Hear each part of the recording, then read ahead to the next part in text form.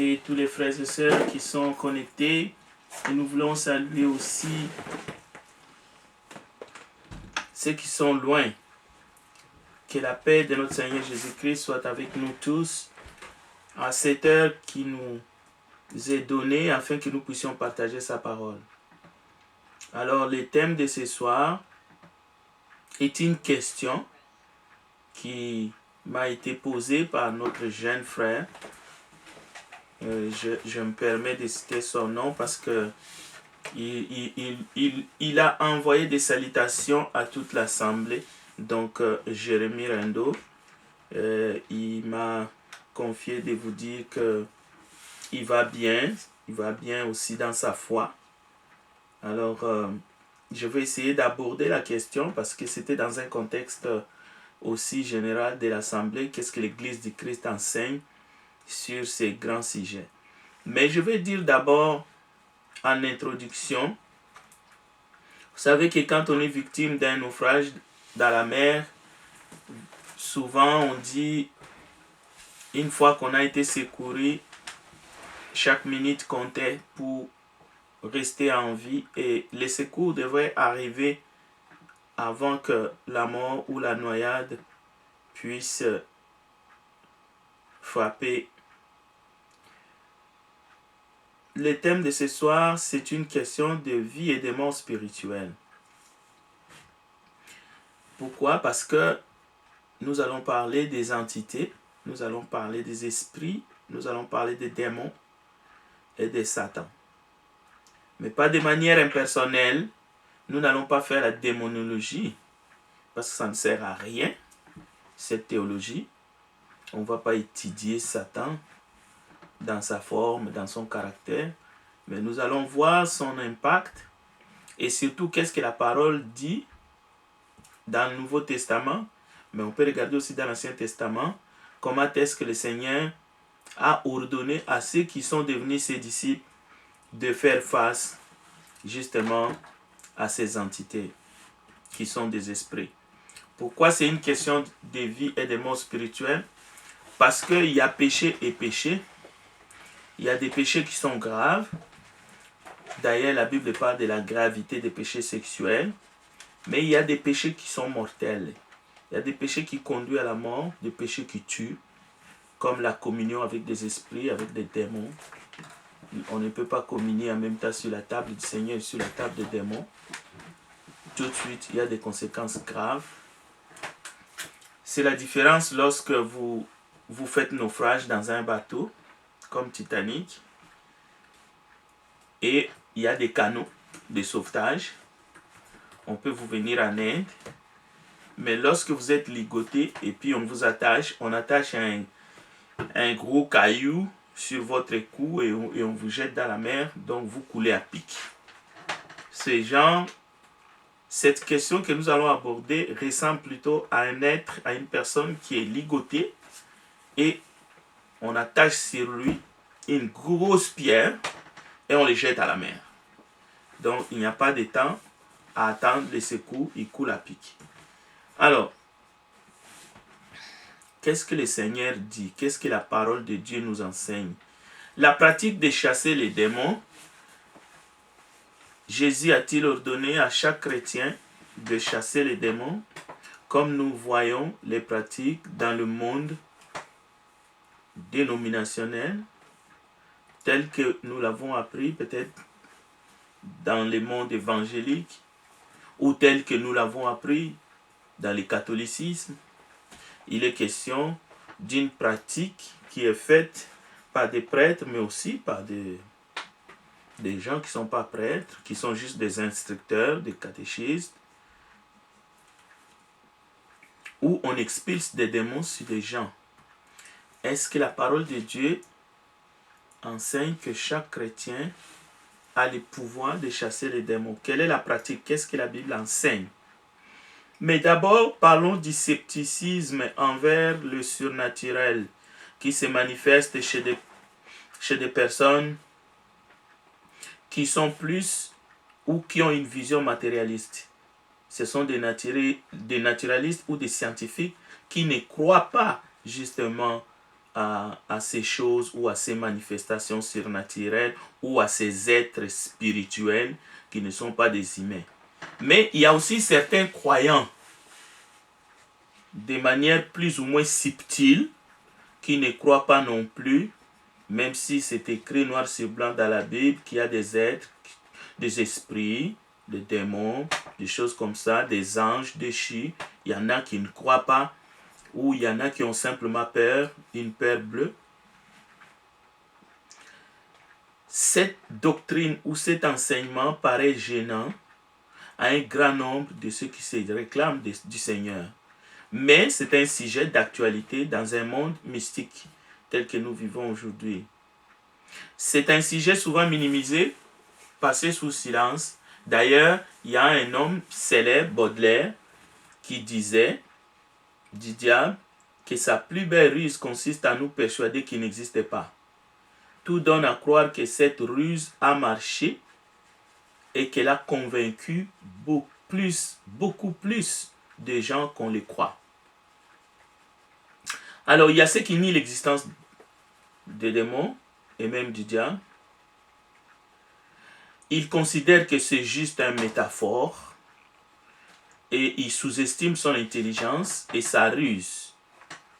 L'apôtre Paul nous avertit non seulement qu'il est rusé, non seulement qu'il est intelligent, mais dans 2 Corinthiens chapitre 11, verset 14, vous pouvez noter le texte, l'apôtre du Seigneur dit que, au fait, il avertit qu'il se déguise en ange de lumière. Donc ce n'est pas seulement qu'il martèle son existence, mais il va plus loin, il dit, il se déguise en ange de lumière, c'est-à-dire, voilà comment est-ce qu'il agit de manière subtile pour qu'on ne le reconnaisse pas. Il frappe, mais il ne veut pas qu'on sache c'est lui qui est l'auteur. C'est ça veut dire, il se déguise en ange de lumière, en un bienfaiteur, mais en réalité, on sait qui il est. Alors, Jésus avait ordonné aux 11, je vais aller assez vite parce que c'est une question, il faut que je réponde, et après on verra si vous avez des questions, vous pouvez intervenir. Marc chapitre 16, versets 15 à 16, je cite simplement, vous avez votre Bible, vous pouvez vérifier. Dans Marc 16, 15 à 16, Jésus ordonne aux 11, je précise bien aux 11 parce que le texte le dit, il parle aux 11. Il leur parle de la prédication de la bonne nouvelle, mais avec des signes pour confirmer leurs paroles, parce que c'était le début de l'évangélisation. Et Jésus était avec eux. Ils ont prêché la bonne nouvelle, et il y avait des signes qui suivaient la prédication pour confirmer que cette parole venait de Dieu. Et à l'époque, il n'y avait pas un manuel appelé la Bible, pour justement être comme référence de tout ce que le disciple de Jésus. Mais dans Marc 16, c'est aux 11 que Jésus s'adresse. Maintenant, revenons à la question qui nous a été posée en tant qu'Église du Christ. Et moi, je ne suis qu'un porte-parole. J'essaie de voir dans la parole de Dieu et chacun doit vérifier. Est-ce que chaque chrétien a pour mission de chasser le diable ou les démons qui est chez une autre personne? Là, c'est ça la question. C'est-à-dire l'autre personne est souffrante, il est possédé, tout ce que vous voulez. L'autre personne est en train de passer un mauvais quart d'heure à cause de ces esprits, de ces entités. Est-ce que chaque chrétien, membre du corps du Christ, a le pouvoir, a l'autorité, a reçu le mandat, a reçu l'autorisation d'expulser les démons chez une autre personne? C'est ça que ça veut dire le pouvoir de chasser les démons. Alors je ne parle pas du pouvoir de chasser peut-être les démons chez soi-même. En tant qu'individu, je ne touche pas ça, je ne vois pas cet exemple-là dans la Bible. Et encore une fois, je ne parle pas du pouvoir de se sauver soi-même. Le fait qu'on expulse un démon ne signifie pas que la personne est sauvée selon l'enseignement dans la nouvelle alliance. Être sauvé, c'est-à-dire avoir la vie éternelle. Oui, il est sauvé, il est guéri, il est libéré, mais il n'est pas sauvé conformément à la prédication de l'évangile. Parce qu'il n'a pas confessé, il n'a pas été baptisé, il ne s'est pas repenti de ses péchés, tout ça. Donc ne confondez pas, c'est comme quelqu'un qui est sauvé du naufrage. Ce n'est pas parce que la personne est sauvée du naufrage, alors il a la vie éternelle. Non. Donc,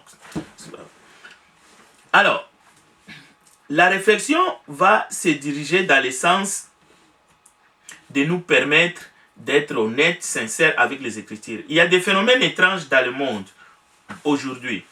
L'exorcisme est pratiqué pas seulement dans le catholicisme. On peut le trouver dans d'autres dénominations. Et comme on les trouve chez les évangéliques, chez les pentecôtistes, même chez le marabout. L'exorcisme, c'est-à-dire on chasse une entité qui est chez une personne. Donc ce n'est pas forcément une pratique religieuse. Non. Même chez les athées, on expulse les démons comme on expulse aussi peut-être des maladies, d'autres choses. Mais dans le monde évangélique, on chasse les démons. Presque tous les 2 secondes, presque tous les 2 minutes, n'importe quand, on les chasse chez n'importe qui. On peut même les chasser dans des espaces vides, dans des salles ou dans des endroits publics, comme des terrains de football. On peut aller là-bas, exorciser, chasser les esprits qui occupent cet espace vide. Alors, ce que nous remarquons aujourd'hui, il y a des endroits que je vais prendre comme exemple. Les endroits des fêtes récréatives où les gens sont bondés, comme les bars, les casinos sont remplis, les plages balnéaires, comme à Saint-Tropez. Il y a de plus en plus de plages, des sites naturistes dans le monde. On peut prendre des exemples, par exemple en République dominicaine, il y a des touristes qui vont là-bas et voilà, pour faire la fête, se prostituer justement avec des étrangers. Il y a d'autres fêtes comme les fêtes des morts, les viandes sacrifiées aux idoles, les endroits où on procède par des enterrements, mais avec des coutumes, où parfois on parle aux morts, ainsi de suite, les rites médiévaux. Toutes ces choses-là, ce sont des endroits où on voit, par exemple, la magie, le festival de la magie. On voit des gens, même à la télévision, ils sont même dans leur salon, on est en train de suivre un spectacle de la magie, toutes ces choses-là. Mais en même temps, l'exorcisme, c'est une pratique que les gens, ok, moi je veux être exorcisé, ou bien je ne me sens pas bien, j'écoute des voix, des choses comme ça. Comment concilier, comment ne pas savoir qu'il y a des endroits, qu'il y a des milliers, qu'il y a des moments où on peut être facilement les cibles des attaques démoniaques, mais où on s'en va comme un bœuf qu'on amène à l'abattoir. On ne fait pas attention. Halloween, toutes ces choses-là, on se mêle et après tout d'un coup, on a des maux de tête, on ne sent pas bien. Est-ce qu'on peut chasser les démons qui est à moi, ainsi de suite. Les gens ne font pas des liens au fait. Mais dans Marc chapitre 16, enfin, Jésus apparut aux 11. Je lis le verset 14. Pendant qu'ils étaient à table, il leur reprocha leur incrédulité et la dureté de leur cœur, parce qu'ils n'avaient pas cru ce qu'il avait vu ressusciter. Puis il leur dit, allez par tout le monde et prêchez la bonne nouvelle à toute la création. Celui qui croira et qui sera baptisé sera sauvé, mais celui qui ne croira pas sera condamné. Verset 17. Voici les miracles qui accompagneront ceux qui auront cru en mon nom. Ils chasseront les démons, ils parleront de nouvelles langues, ils saisiront des serpents. S'ils boivent quelques breuvages mortels, il ne leur fera point de mal. Ils imposeront les mains aux malades et les malades seront guéris. Le Seigneur, après leur avoir parlé, fut enlevé au ciel et il s'assit à la droite de Dieu. Et ils s'en allèrent prêcher partout. Le Seigneur travaillait avec eux et confirmait la parole par les miracles qui l'accompagnaient. Confirmer la parole. Aujourd'hui, si on veut confirmer que ce qui est prêché est la vérité, on va consulter la Bible. Mais au 1er siècle, la Bible n'y était pas. Ces signes-là, lorsque les apôtres prêchaient, ces signes confirmaient la parole. C'était les sceaux de Dieu. Alors, avons-nous entendu par les Écritures que tous les chrétiens, sans exception, nés de nouveau, j'ajoute, chassaient les démons après leur conversion? C'est une question que chaque personne devrait répondre dans son fort intérieur. Avons-nous lu? Dans Actes chapitre 19, versets 13 à 18, nous avons un exemple où des exorcistes juifs en bilan essayèrent d'invoquer sur ceux qui avaient des esprits malins le nom du Seigneur Jésus. On connaît la suite. Le texte nous dit, l'esprit malin leur répondit, je connais Jésus et je sais qui est Paul, mais vous, qui êtes-vous? Et l'homme dans lequel était l'esprit malin s'élançant sur eux, s'est rendu maître de tous d'eux et le maltraita de telle sorte qu'ils s'enfuirent de cette maison nus et blessés. Cela fut connu de tous les Juifs et de tous les Grecs qui demeuraient à Éphèse, et la crainte s'empara d'eux tous, et le nom du Seigneur Jésus était glorifié. Plusieurs de ceux qui avaient cru venaient confesser et déclarer ce qu'ils avaient fait. Les Écritures qui s'appliquent à tous ceux qui sont sauvés, les bénis de Dieu, le peuple de Dieu, la famille de Dieu. Il y a des textes qui s'appliquent, qui demandent l'application de tous les chrétiens ou qui s'appliquent à tous les chrétiens. Ces textes sont disponibles à notre compréhension tant sur l'écoute de la parole et dans la pratique des Écritures.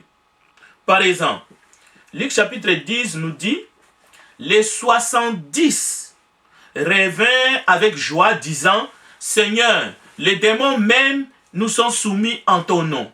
Donc, dans ces passages, Luc 10, 17, il ne s'agit pas de tous les chrétiens du monde entier sont revenus. Et d'ailleurs, ce serait impossible, parce que l'évangile n'avait pas atteint le monde entier. Mais la parole de Dieu précise que 70 personnes sont revenues avec joie, disant au Seigneur, les démons même nous sont soumis en ton nom. Jésus leur dit, je voyais Satan tomber du ciel comme un éclair. Voici, je vous ai donné le pouvoir de marcher sur le serpent et les scorpions et sur toute la puissance de l'ennemi. Donc, je pèse sur toute la puissance de l'ennemi. Et rien ne pourra vous nuire. Jésus s'adresse aux 70. Et le verset 20, cependant, ne vous réjouissez pas de ce que les esprits vous sont soumis, mais réjouissez-vous de ce que vos noms sont écrits dans les cieux. Donc, Jésus est en train de démontrer ici, en ce qui concerne vraiment la pratique de chasser les démons, que chasser les démons était secondaire. C'est une pratique secondaire. Mais le principal, c'est le salut des âmes, les noms inscrits dans les livres des vies, c'est-à-dire la vie éternelle par la grâce. Donc, c'est là où il faut se réjouir. Encore une fois, est-ce qu'au 1er siècle, chaque chrétien a fait cette pratique de chasser les démons? Mais pas seulement de chasser les démons. Il faut ajouter dans la liste saisir des serpents, boire de breuvages mortels. Est-ce que tous les chrétiens, sans exception, ont bu de breuvages mortels? Ils ont saisi des serpents. Il y a un texte dans Actes des Apôtres où Paul, par accident, un vipère s'est attaché à sa main. Après un long voyage autour du feu, et Paul a secoué sa main, le vipère est tombé, et les gens qui étaient tout autour ont même dit que Paul était soit maudit. Comment est-ce qu'un serpent, après avoir été sauvé du naufrage, voilà encore un vipère qui vient le mordre. Donc, posez-vous sincèrement la question. Est-ce que tout ce qui est cité dans Marc 16, versets 14 à 19, nous voyons cette pratique courante au 1er siècle chez tous ceux qui ont confessé le nom de Jésus comme leur Seigneur et qui ont été baptisés pour le pardon de leurs péchés? Question. Mais la liste est longue. Ils imposeront les mains aux malades et les malades seront guéris. Nous trouverons dans les épîtres une directive du Saint-Esprit où les anciens pouvaient, lorsque quelqu'un allait vers eux et qu'il était malade, on instruit aux anciens d'imposer les mains, même de oindre l'huile et de prier pour les malades. Mais il est question aussi de prier les uns les autres pour celui qui est malade. Il n'est pas exclu que celui qui est malade prie pour soi-même aussi. Tout ça, nous verrons cela. Mais ici, restons. Est-ce que chaque chrétien a ressuscité les morts? Parce qu'il est aussi question de ressusciter les morts. Un ordre que le Seigneur a donné aux disciples. Au 1er siècle, ces disciples, leur nombre était compté. Il n'y avait pas un nombre infini des apôtres. Non. Il y avait 12 apôtres. Paul va s'ajouter plus tard de manière spectaculaire par le Seigneur. Donc, il existe un combat, une guerre spirituelle qui engage les chrétiens dans ce monde. Plus précisément, dans les lieux célestes. Dans Éphésiens chapitre 6, versets 10 à 20. Chaque chrétien doit y participer avec les armes offensives et défensives décrites dans Éphésiens chapitre 6, versets 10 à 20. Ça, c'est une guerre. Mais nous allons voir comment cette guerre se passe.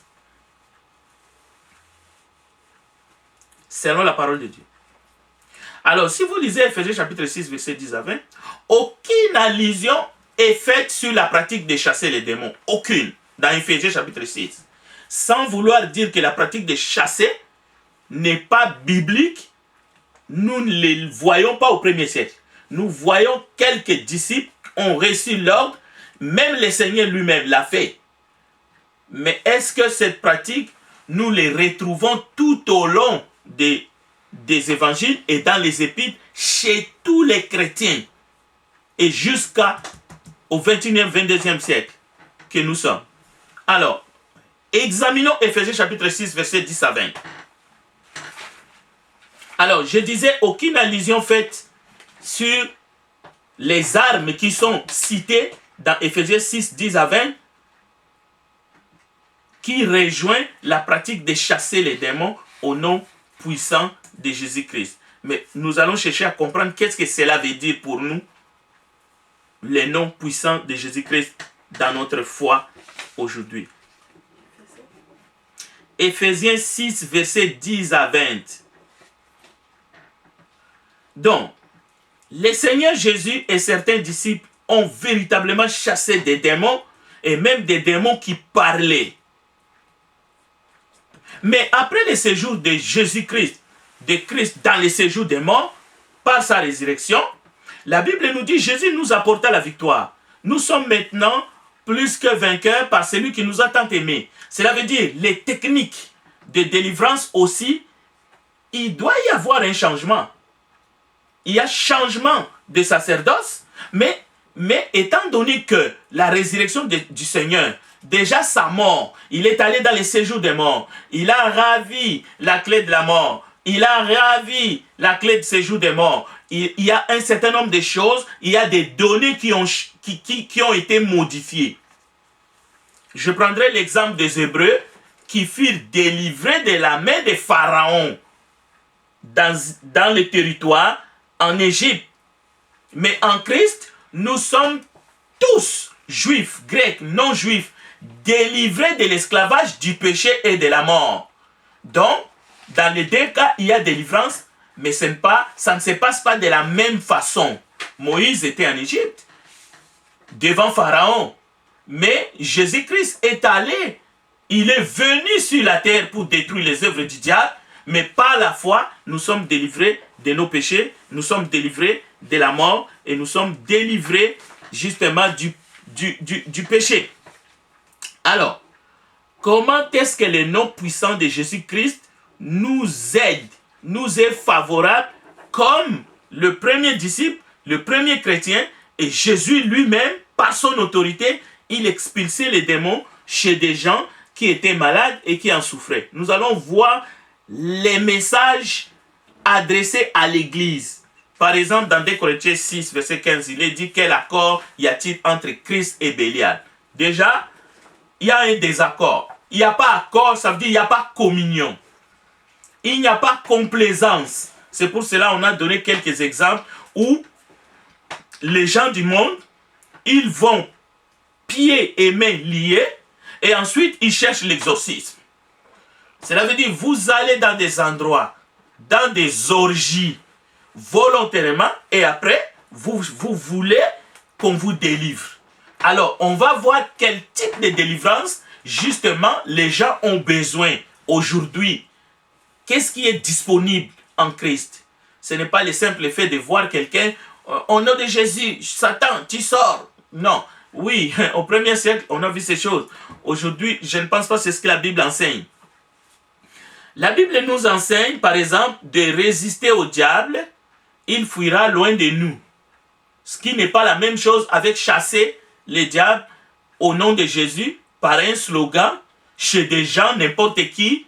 Quelqu'un qui est malade attrape la folie parce qu'il a joué avec les esprits impurs et on lui fait croire qu'on a l'autorité, on a le pouvoir de déloger. Peut-être que la personne n'est même pas possédée au fait. Il a attrapé la folie, cela veut dire que dans sa tête quelque chose a bougé parce qu'il est allé jouer avec des esprits, des démons dans les cimetières, il a signé des pactes et ainsi de suite. Mais il y a une vraie délivrance. L'enseignement biblique de la délivrance ne consiste pas à faire la chasse aux démons, mais plutôt la délivrance du péché, de la condamnation et de la mort éternelle en Christ. Et cette délivrance, une fois qu'on est en Christ, est assurée et garantie. Aussi longtemps que le bébé spirituel restera à l'ombre du Tout-Puissant, sous la grâce, aussi longtemps que les convertis ne donnent pas accès au diable, aussi longtemps que les convertis ne retournent pas en arrière pour se perdre, il est sous l'ombre du Très-Haut. Il est sous la bénédiction de Christ. Tant qu'il refusera de servir le diable et de communier avec des démons sur la table des démons, en prétendant aussi qu'il est assis à la table du Seigneur, en mémoire de ce que le Seigneur a fait, cette personne-là, selon première lettre de Jean, est intouchable. Le malin ne peut pas les toucher. C'est ça l'enseignement. Et d'ailleurs, Jésus enseigne ses disciples comment prier.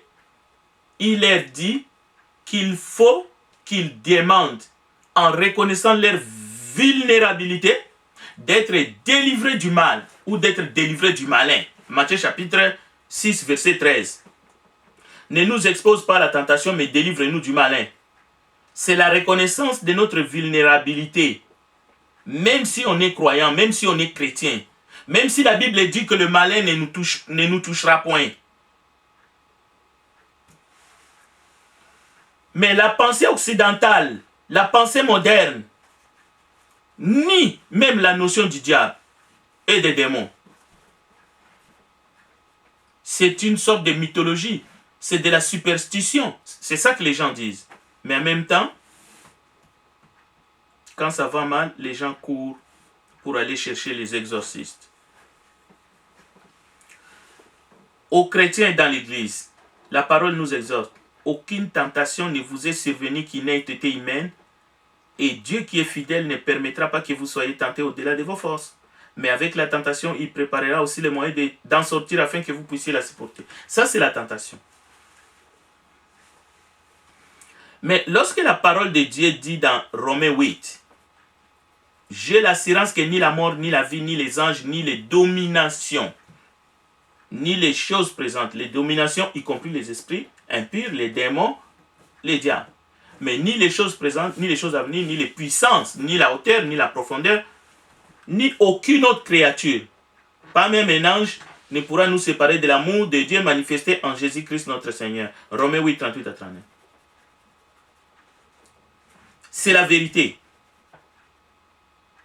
Mais il faut compléter cet enseignement véridique avec d'autres enseignements dans la Bible, tels que dans Marc 14, 38, qui dit « Veillez et priez afin que vous ne tombiez pas en tentation. L'esprit est bien disposé, mais la chair est faible. » Et même Hébreux 12, 4 dit « Vous n'avez pas encore résisté jusqu'au sang en luttant contre le péché. » Alors, si quelqu'un dit « Moi, je vais dormir sur mes lauriers à cause de Romains 8, 38 à 39, mais Marc 14, 38, le Seigneur nous demande de veiller quand même. De veiller quand même. Cela veut dire que nous ne sommes pas à l'abri des attaques, des tentations. Nous ne sommes pas à l'abri de la ruse de notre adversaire, le diable, qui ne cherche que quelqu'un pour dévorer. Parce que lui, c'est un voleur, c'est un tueur. Alors, bien que les enfants de Dieu bénéficient d'une protection suffisante contre les attaques du diable dans ce monde, mais il ne faut pas sous-estimer notre adversaire, le diable, qui est très rusé. À 50, il faut me faire signe. Il reste 8 minutes. Combien? C'est 42, il reste 8 minutes. Ok. Vous ne pouvez pas, par exemple, la Bible dit servir Dieu et Mammon. Ça, c'est quelque chose que nous devons comprendre. Comment est-ce que la pratique de chasser les démons, au fait, est devenue une distraction pour empêcher ceux qui se disent chrétiens de vivre la puissance de Dieu, mais dans l'obéissance. Dans l'obéissance. Parce que Mammon, c'est un faux Dieu dans le Nouveau Testament. Donc, oui, Jésus-Christ est venu dans le monde, le Fils de Dieu apparu afin de détruire les œuvres du diable. Mais oui, nous ne devons pas, il n'est pas possible, nul ne peut servir Dieu et Mammon. Nul ne peut se présenter à la table du Seigneur et aussi en même temps se présenter à la table des démons. À ce moment-là, on donne accès au diable. Et qu'est-ce qu'il faut faire? Nous verrons. Ce n'est pas, on vous met sur un siège et puis on commence à crier de toutes les forces, Satan, tu dois partir. Au nom de Jésus, Satan, tu sors. Non, non, non. Il faut prêcher l'évangile à la personne pour que la personne soit délivrée. Soit délivrée. Mais la personne doit avoir la bonne volonté. Nous verrons tout à l'heure dans Actes chapitre 8, verset 9. Il y a des gens qui ont pratiqué la magie. Qu'elle soit la magie noire ou la magie blanche. C'est ça les adeptes de la magie. Il y a des gens qui ont pratiqué la sorcellerie. Parfois la sorcellerie est transmise de père en fils, même en bas âge. Et cette sorcellerie provoque l'endurcissement chez les sorciers et aussi chez leurs victimes. Cela veut dire que ça peut modifier le psychique d'une personne. La personne devient comme une pierre brûlée. C'est-à-dire, la personne ne peut plus sentir la miséricorde. Il ne peut pas. Il ne peut pas sentir la compassion. Son objectif, c'est de faire du mal. Alors, dans Actes chapitre 8, verset 9, la Bible nous dit qu'il y avait auparavant dans la ville un homme nommé Simon, qui se donna pour un personnage important, exerçait la magie et provoquait l'étonnement du peuple de la Samarie. Tous, depuis les plus petits jusqu'aux plus grands, l'écoutaient attentivement et disaient « Celui-ci est la puissance de Dieu, celle qui s'appelle la grande. » Il l'écoutait attentivement parce qu'il avait longtemps étonné par ses actes de magie. Alors beaucoup de gens sont séduits. Ils veulent la puissance, ils vont chez les diables. Alors, mais quand ils eurent crié à Philippe, qu'il leur annonçait la bonne nouvelle du royaume de Dieu et du nom de Jésus-Christ, hommes et femmes se firent baptiser. Simon lui-même crut. Et après avoir été baptisé, il ne quittait plus Philippe. et ils voyaient avec étonnement les miracles et les grands prodiges qui s'opéraient. Il ne faut pas confondre la puissance des diables, du démon, avec ce que Philippe faisait. Maintenant, dans notre monde moderne aussi, ces choses sont devenues monnaie courante. Il y a même des sorciers qui viennent se cacher dans les assemblées des enfants de Dieu. Maintenant, il ne faut pas être pressé, et même pas être pressé, il ne faut pas, la Bible ne nous demande pas d'imposer les mains sur ces personnes-là. Non. La Bible ne nous demande pas cette pratique-là, de commencer à chasser les démons chez des gens, y compris chez les victimes, pas seulement chez les sorciers ou les magiciens. Quelqu'un vient, moi j'étais magicien, je voudrais commencer à adorer chez vous. La Bible ne dit pas de chasser les démons chez cet homme-là. Ça ne sert à rien. Nous allons voir ce que la Bible nous dit. Actes chapitre 19, verset 18, s'il vous plaît, je dois conclure. Plusieurs de ceux qui avaient cru venaient confesser et déclarer ce qu'ils avaient fait. Écoutez bien. Ils venaient confesser et déclarer ce qu'ils avaient fait. Qu'est-ce qu'ils avaient fait? La magie, la sorcellerie et tout le reste. Et un certain nombre de ceux qui avaient exercé les arts magiques ayant apporté leurs livres, le brûlèrent devant tout le monde et on estima la valeur à 50 000 pièces d'argent. C'est ainsi que la parole croissait en puissance et en force. Cela veut dire ceux qui ont touché aux forces du mal, ceux qui ont fait, ceux qui ont commis l'infamie, c'est-à-dire ces péchés-là qui suscitent la jalousie de Dieu, ce péché grave qui mène à la mort, il ne faut pas chasser les démons sur eux, il faut les prêcher l'évangile, il faut qu'ils confessent, il faut qu'ils se convertissent, il faut qu'on brûle les affaires au feu et ils sont nés de nouveau. C'est ça la délivrance. La délivrance ne consiste pas à chasser les démons. La délivrance consiste à une personne qui passe des ténèbres à la lumière par la nouvelle naissance. Il faut qu'il meure et qu'il ressuscite avec Jésus. Alors la pratique de chasser des démons partout chez des gens, chez des non-croyants, des personnes qui n'ont rien à voir avec la religion, cette pratique-là, c'est un abus. C'est une fausse compréhension des Écritures. Quelqu'un est malade, oh, on va chasser les démons, ainsi de suite. Nous ne trouvons pas l'enseignement dans la Bible, en toute honnêteté. Ne cherchez pas à délivrer un sorcier autrement en lui prêchant l'évangile. Et il faut qu'il confesse les actes abominables, comme la parole l'exige. Et s'il a des choses qu'il a utilisées pour faire du mal aux autres, il doit les amener pour qu'on les brûle. Alors, nous ne voulons pas nier,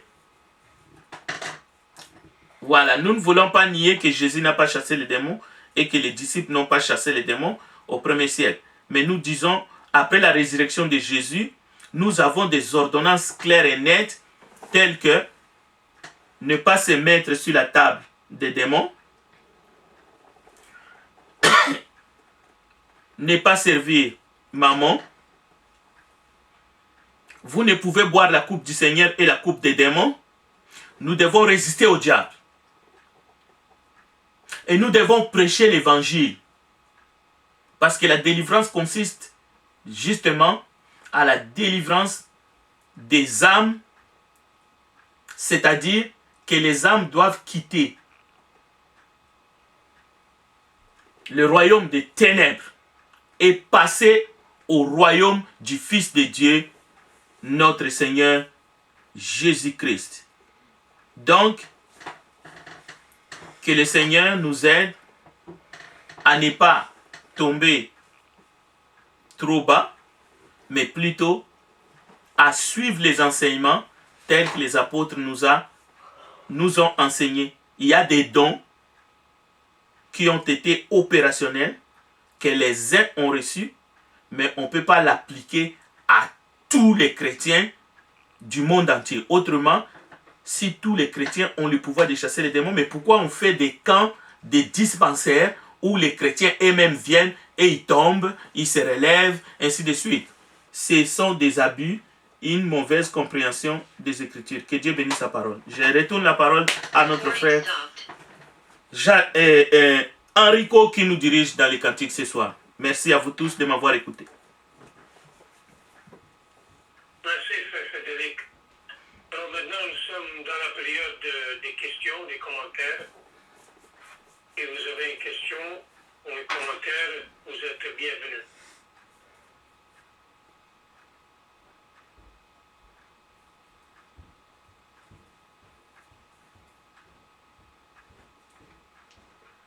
Bonjour, Papa. Bonjour. C'est Cher Yanni. Ça va bien? Bonjour. Oui, ça va, merci. Comment est-ce qu'on peut évangéliser quelqu'un qui est possédé par le démon parce que cette personne-là, pour le moment, n'est pas la personne fait des tas de choses qu'on ne comprend pas. Comment est-ce qu'on peut évangéliser cette personne-là? S'il vous plaît. Très bonne question. Alors, nous avons l'exemple que j'ai cité dans Actes chapitre 8, verset 9. Simon le magicien, Simon était magicien. Et c'est un expert. Cela veut dire qu'il avait des liens étroits avec le monde démoniaque au point qu'il en faisait des prodiges. Et d'ailleurs, on l'a surnommé la puissance de Dieu. Celle qui s'appelle la grande. Eh bien, Philippe a prêché l'évangile. Simon a écouté. Dans Actes chapitre 8, verset 13, la Bible nous dit Simon lui-même crut. Et il a été baptisé. Et il ne quittait plus Philippe. Et il voyait avec étonnement les grands prodiges qui s'opéraient. Ça, c'est un exemple tangible. Parce que nous avons l'image que ceux qui sont possédés par les démons, ou bien au 1er siècle, ou ceux qui sont en communion, j'aime bien le terme communion, avec des esprits démoniaques, au fait, ce sont des fous et des folles. C'est ça l'image que nous avons selon la tradition. Eh bien, ma sœur, ce n'est pas ça. Les vrais sorciers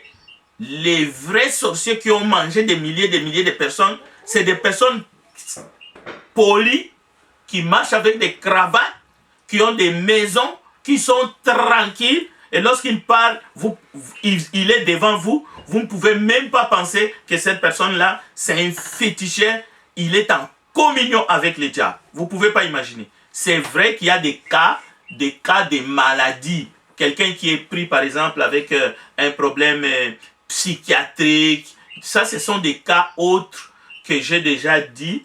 Un enfant autiste, par exemple, ou un enfant qui n'a pas tout son cerveau. Hein? Il y a des enfants où on dit, ou des hommes, ou des femmes qui ont un problème, c'est-à-dire des croissances au niveau de leur intelligence. Ça, ce sont des cas maladifs. On peut même aller à l'hôpital, on va décréter que non, cette personne-là a la moitié ou un tiers de son cerveau. Ces personnes-là, Dieu sait comment est-ce qu'il va les juger et tout. Mais ici, on parle des sorciers, des possédés, des gens qui ont des millions. Ils ont besoin de se convertir. S'ils ne se convertissent pas, c'est fini. C'est fini, ils iront en enfer. Donc, il y a une différence. Être serviteur du diable, en communion avec le diable, ne signifie pas forcément qu'on a perdu sa tête. Non, les adorateurs du diable le font. Oui, je vais prendre une autre question. Et les gens que tu les vois comment qu'ils passent? Ouais, les gens qui font... Je t'écoute, je ne comprends pas la question. Bon. Oui, Gloria est en train de me dire, il y a des gens, par exemple, dans des assemblées, qui sont en transe. C'est-à-dire qui commencent à bouger d'une certaine façon, à faufiler comme un serpent. Alors on dit qu'ils sont possédés, c'est ça? Oui.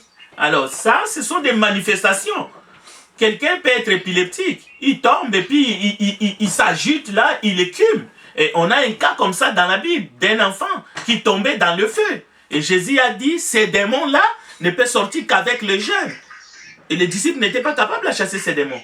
Mais est-ce que ça veut dire que tous ceux qui sont épileptiques ont un démon? La réponse est non. Mais il peut y avoir un cas où cette maladie vient du diable à ce moment-là. Mais nous, on ne peut pas contrôler tout ça. Ce que le Seigneur nous ordonne, c'est de prêcher l'évangile. Et l'évangile délivre. L'évangile délivre. Mais on peut prier pour les malades. Il n'y a aucune maladie pour laquelle nous ne pouvons pas prier. Mais la guérison dépend de la souveraineté de Dieu et non du pouvoir qu'un homme peut prétendre détenir. Voilà. Merci. Je dois remettre la parole à notre frère Rico. Merci. Je ne sais pas s'il y a une autre question. Il reste encore 3